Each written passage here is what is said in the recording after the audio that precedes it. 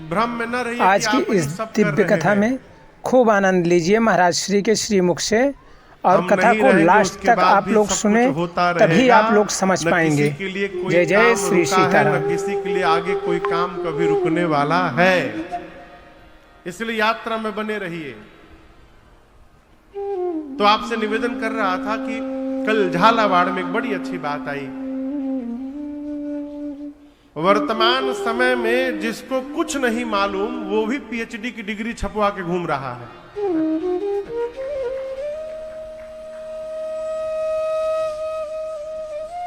जो 4 घंटा कथा में आके पोल पकड़ के टेक लगा के सोया हुआ है कथा में, यहां कोई नहीं है, मैं दूसरे जी की बात बता रहा हूं। उससे भी यदि कथा के बाद बाहर पूछिए और कैसा लगा आपको अनुभव, अद्भुत अद्भुत दिव्य। और जो दिव्य कही रहा है वो 4 घंटा सोया था पंडाल में।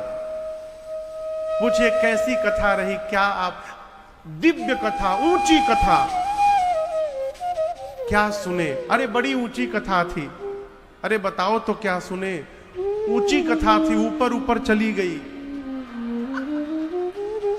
जो कुछ नहीं सुना वो भी 5 घंटा प्रवचन देगा, ऐसा हुआ वैसा हुआ।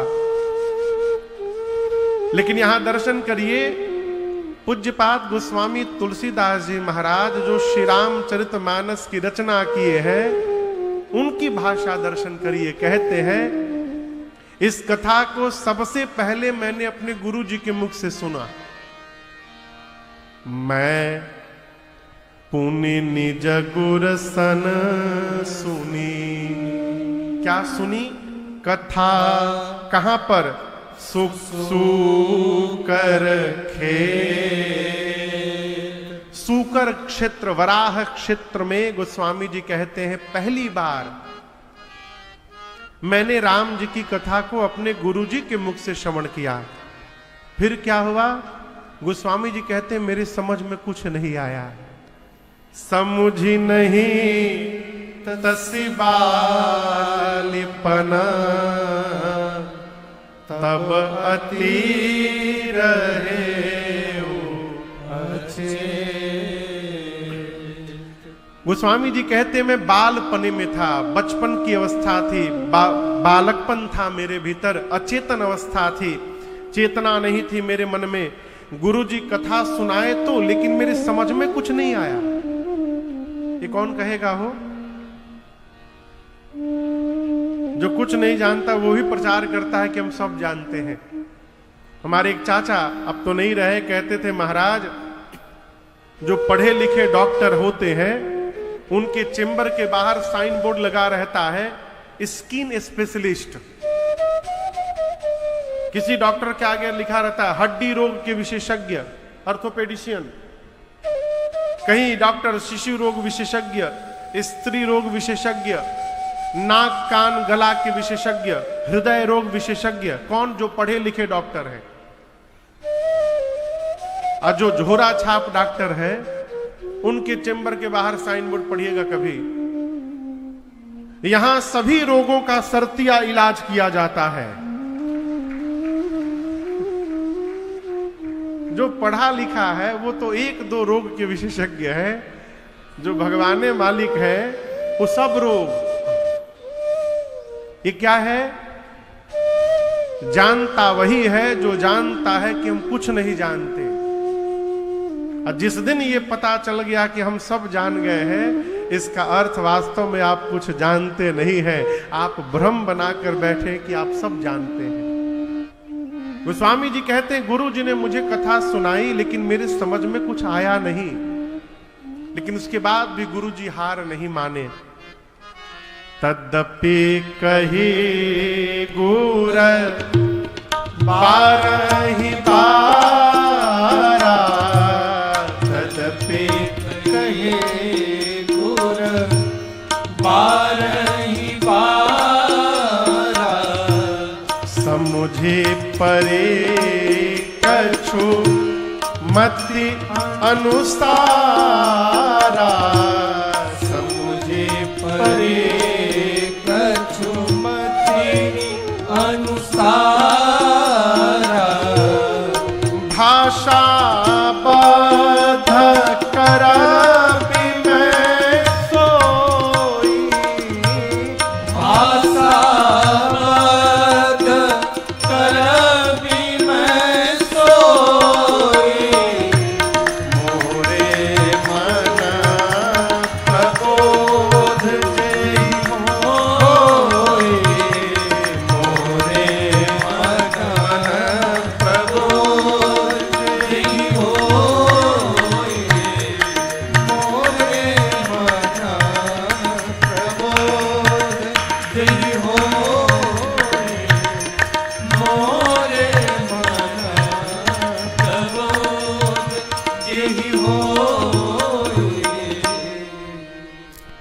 गोस्वामी तुलसीदास जी कहते हैं गुरु जी ने कथा सुनाई लेकिन मेरे समझ में कुछ नहीं आई, लेकिन गुरु जी हार नहीं माने, बार बार मुझे सुनाए।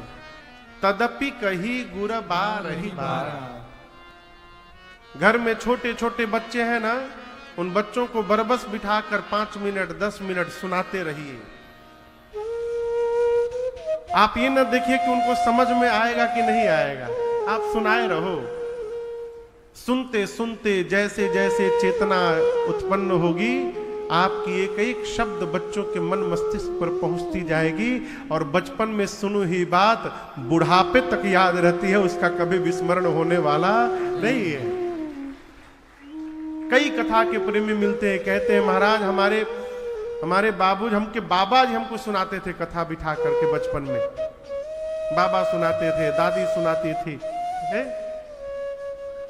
गोस्वामी जी कहते हैं गुरु जी ने सुनाया, बार बार सुनाया, और उस बार बार सुनने का परिणाम क्या हुआ? समझे परी कछु मति अनुसार। मेरी जितनी बुद्धि है, गोस्वामी जी कहते हैं थोड़ी सी कथा मुझे समझ में आई, बस पूरी समझ में नहीं आई। कितनी आई? थोड़ी सी। और कहते हैं जितना मैंने समझा है थोड़ा सा, उसी को मैं लिखने यहां जा रहा हूं।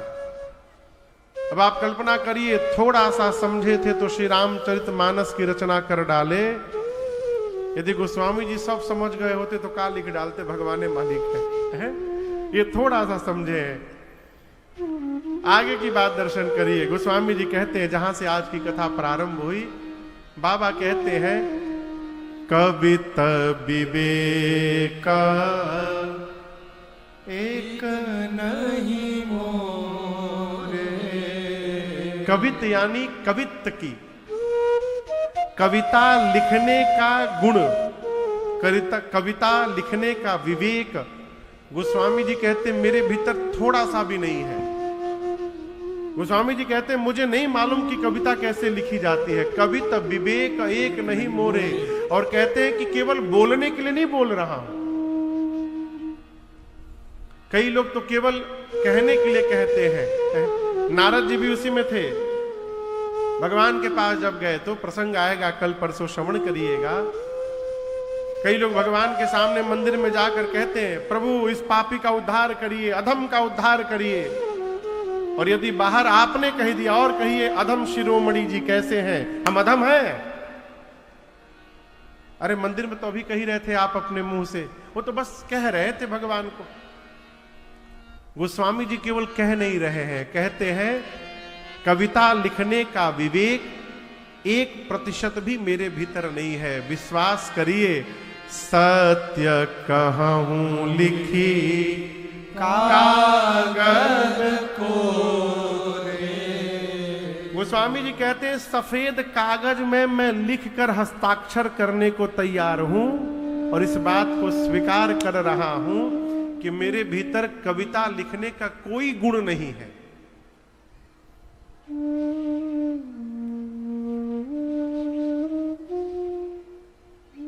कभी यदि कविता लिखे तो कविता सुनने में आनंद भी आता है, लेकिन जिसके पास कविता लिखने का विवेक न हो और उसको यदि कविता लिखने की बीमारी लग जाए,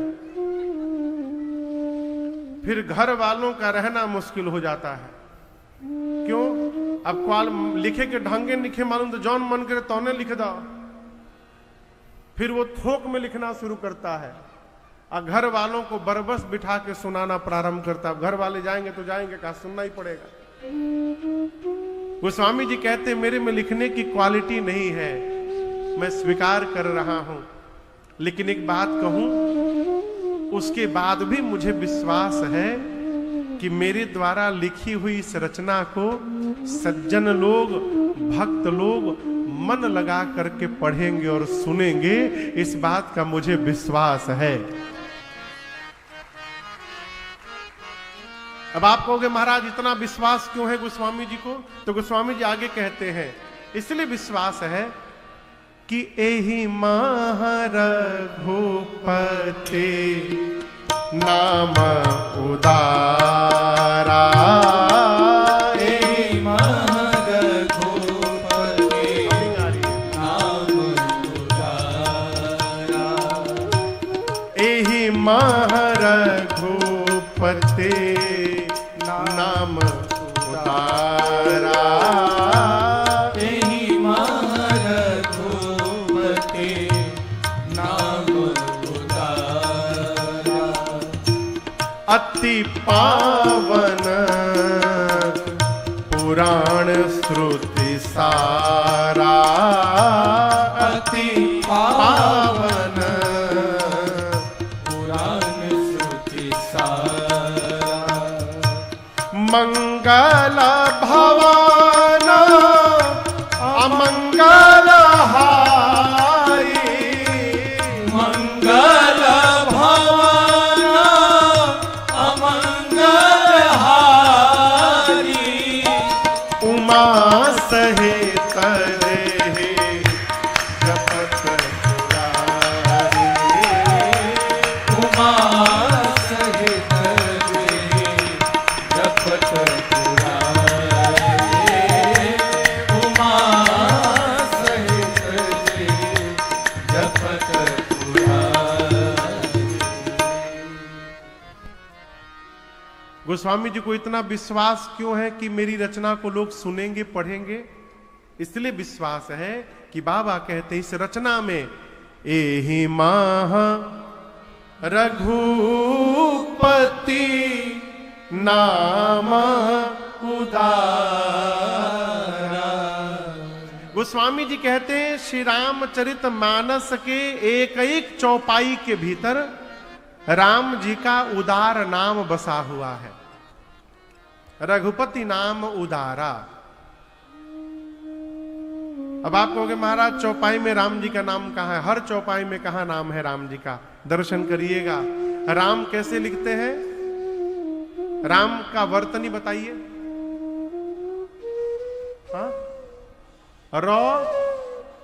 रौ में कौन सी मात्रा? जोर से कहिए।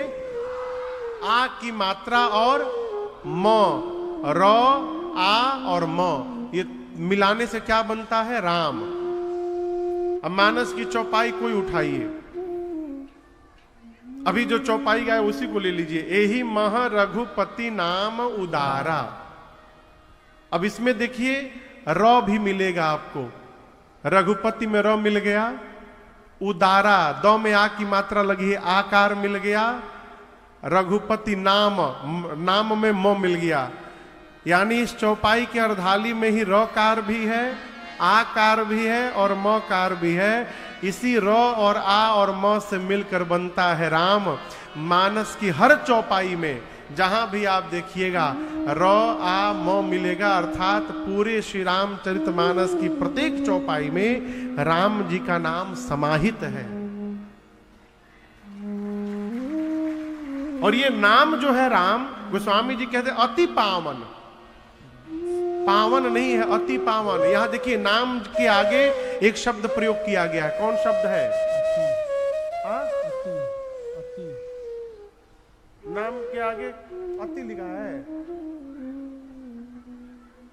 राम जी का नाम कैसा नाम है?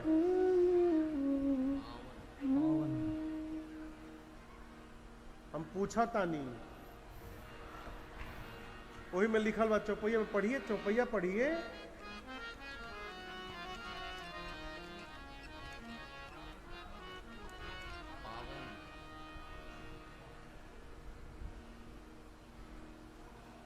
बैटरी फ्यूज हो गई ना। उदारा कैसा वो नाम है? यही में है रघुपति नाम उदारा। यही तो बोल रहे नाम का गवाह का लिखल बा। राम जी का नाम कैसा नाम है? जोर से कहिए, उदार नाम है। उदार बुझाता? उदार समझ में आ रहा है आपको? अब आप कहोगे महाराज ये कैसे संभव कि भगवान का नाम उदार है और राम जी कम उदार है? प्रमाण दर्शन करिए। इसी कलयुग में दक्षिण भारत में एक आचार्य का जन्म हुआ। हमारे भारतवर्ष के दक्षिण भाग में, दक्षिण भारत में जगत गुरु श्री रामानुजाचार्य भगवान, जो रामानुज परंपरा है, जगत गुरु भगवान सन 1017 में उन्होंने अवतार लिया दक्षिण भारत में। साक्षात लक्ष्मण भैया ही रामानुज भगवान के रूप में अवतार लिए। हाँ, ये राम जी अपने आने से पहले लक्ष्मण भैया को धरती में भेजे थे कलिकाल में, कलयुग में। तो लक्ष्मण जी रामानुज भगवान के रूप में अवतार लिए दक्षिण भारत में, और उनके आने के लगभग 150-200 साल बाद स्वयं राम जी दोबारा अवतार लिए और इसी तीर्थराज प्रयाग में जगत गुरु रामानंद भगवान के रूप में अवतार लिए, भगवान राम स्वयं। तो रामानुज भगवान एक बार क्या किए, अपने लगभग हजारों शिष्यों को साथ में लेकर के, और दक्षिण भारत में एक मंदिर है तिरुनारायण स्वामी का। एक दिन उस मंदिर में चले गए भगवान का दर्शन करने, रामानुज भगवान अपने भक्तों के साथ। मंदिर के बाहर जो जगमोहन होता है, जहां लोग बैठकर गर्भ भजन कीर्तन करते हैं, उस जगमोहन में रामानुज भगवान अपने शिष्यों के साथ खड़े थे। गर्भगृह के भीतर पुजारी जी भगवान तिरुनारायण स्वामी की आरती उतार रहे थे। और ये कहानी नहीं है, ये सत्य घटना है। भगवान तिरुनारायण स्वामी की मूर्ति में से आवाज निकली पुजारी जी के लिए कि जो बाहर आचार्य जी खड़े हैं, उन आचार्य जी को भीतर मेरे सामने लाके खड़ा किया जाए। पुजारी जी जाकर रामानुज भगवान से कहे कि आपको ठाकुर जी भीतर बुला रहे हैं गर्भगृह में। रामानुज भगवान जाकर खड़े हुए प्रणाम करके, ठाकुर जी सिंहासन पर विराजमान है। भगवान ने कहा कि मेरे मन में एक जिज्ञासा है। जगदगुरु भगवान ने पूछा क्या जिज्ञासा है प्रभु? तो तिरुनारायण स्वामी कहते हैं, भगवान कहते कि ये बताइए आचार्य जी, रामा अवतार में मैं स्वयं अवतार लेकर धरती पर आया और मैं कहता रहा कि मेरी शरण में आओ, उद्धार हो जाएगा, मेरी शरण में आओ। उसके बाद भी गिने चुने लोग मेरी शरण में आए। जटायु जी आए, हनुमान जी आए, शबरी आई, सुग्रीव आए, गिने चुने लोग, उंगली पर गिना जा सकता है। फिर दोबारा कृष्ण अवतार में मैं आया कन्हैया बन के, उसमें भी मैंने अपने मुख से कहा कि मेरी शरण में आओ, उद्धार होगा, तब भी गिने चुने लोग आए। जो काम त्रेता में, द्वापर में मैं स्वयं आकर के नहीं कर पाया, कलयुग में आप आकर के कौन सी पट्टी पढ़ाते हैं कि ये हजारों हजारों लोग सब कुछ त्याग करके मेरी शरण में आकर के भजन करने लगते हैं। जो कार्य हम नहीं कर पाए वो आप कैसे कर दिए? ये मेरी जिज्ञासा है। रामानुज भगवान कहे इसका मतलब आप जानना चाहते हैं, जिज्ञासु हैं आप। जी जी जी, मैं आचार्य जी जानना चाहता हूं। जगत गुरु भगवान बोले फिर कैसे संभव होगा? जानने वाले को तो नीचे रहना चाहिए और बताने वाले को ऊपर रहना चाहिए। यहां जानने वाला सिंहासन पर बैठा है, उत्तर देने वाला नीचे खड़ा है। तो तिरुनारायण भगवान बोले फिर? जगत गुरु भगवान बोले हमको ऊपर बिठाइए और आप नीचे खड़े होकर पूछिए, तब मैं आपको बताऊंगा। तो भगवान ने पुजारी जी से कहा कि मुझे गर्भगृह से बाहर निकाला जाए। भीड़ लग गई। भगवान गर्भगृह से बाहर जगमोहन में आए। जगत गुरु रामानुज भगवान को ऊंचे आसन पर पधराया गया और तिरुनारायण स्वामी नीचे आसन पर बैठे और बैठकर कहे, अब कहिए आचार्य जी, जो कार्य राम कृष्ण बनकर मैं नहीं कर पाया, वही काम कली काल में आप कौन सी पट्टी पढ़ाते हैं कि हजारों हजारों लोग हमारी शरण में आकर के भजन करने लगते हैं? आप कौन सा काम करते हैं? जगत गुरु भगवान ने अपने शिष्य से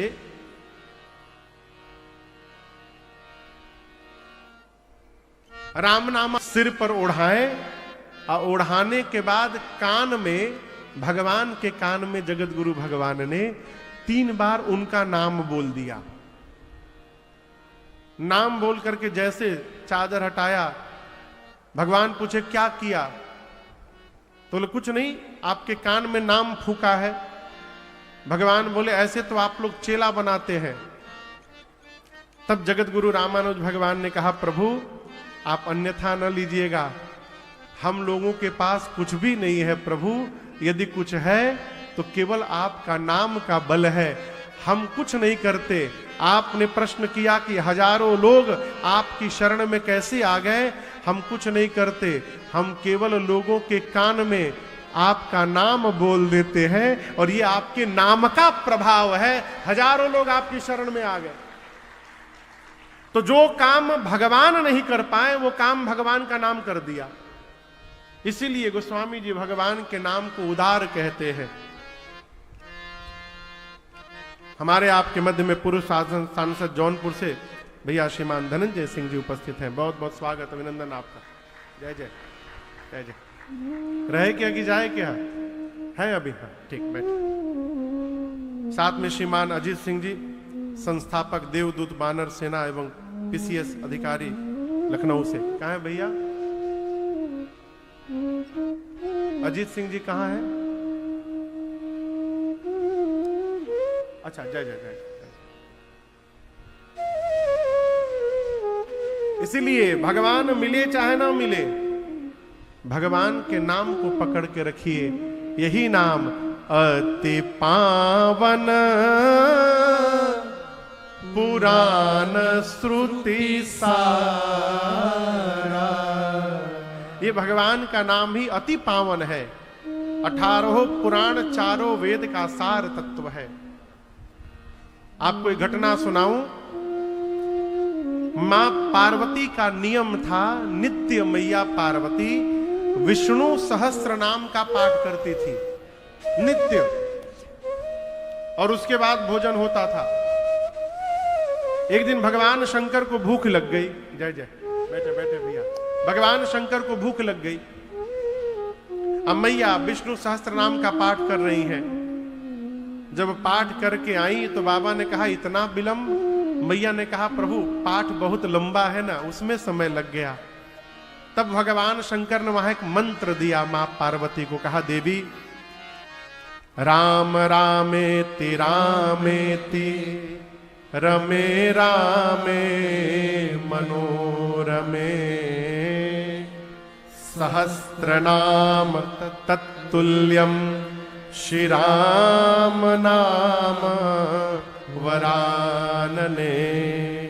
भगवान शंकर ने कहा, देवी आप विष्णु सहस्त्र नाम का पाठ करती हैं, लेकिन मैं आपसे कहूं, जो मनुष्य जीवन में केवल एक समय विष्णु सहस्त्र नाम पाठ करने का फल स्वतः प्राप्त हो जाता है, ये राम जी के नाम की महिमा है। यानी आधी घंटा विष्णु सहस्त्र नाम पाठ करके जो आप फल प्राप्त करेंगे, वही फल एक बार राम कहने से मिल जाएगा। और जिस दिन से ये बात मैया पार्वती सुनी, बाबा कहते हैं उसी दिन से इज मंगल भावना मंगल हारे, मंगल भावना मंगल हारे, उमा सहित जेहि जपत पुरारे, उमा सहित सहित जेहि जपत पुरारे। हाँ, उमा सहित जेहि जपत पुरारे। ये भगवान के नाम की महिमा है। देखिए, एक ही नाम के हजारों लोग हो सकते हैं। नाम से हमारा परिचय जगत में होने वाला नहीं है। कैसे परिचय होगा महाराज? हमारा यदि कर्म व्यवस्थित हो गया तो वो कर्म ही हमको जगत में परिचय प्राप्त करा देगा और भीड़ से हमको अलग कर देगा। इसलिए अपना काम करते रहिए, सब कुछ करने के साथ कलिकाल में भगवत नाम का स्मरण करते रहिए। आप मुझे देखिए ना, इसी बंबई में लाखों राजन होंगे, एक दो नहीं लाखों। के पूछ रहा है वो है? अरे मुझे कौन पूछता था तेरी बंदगी।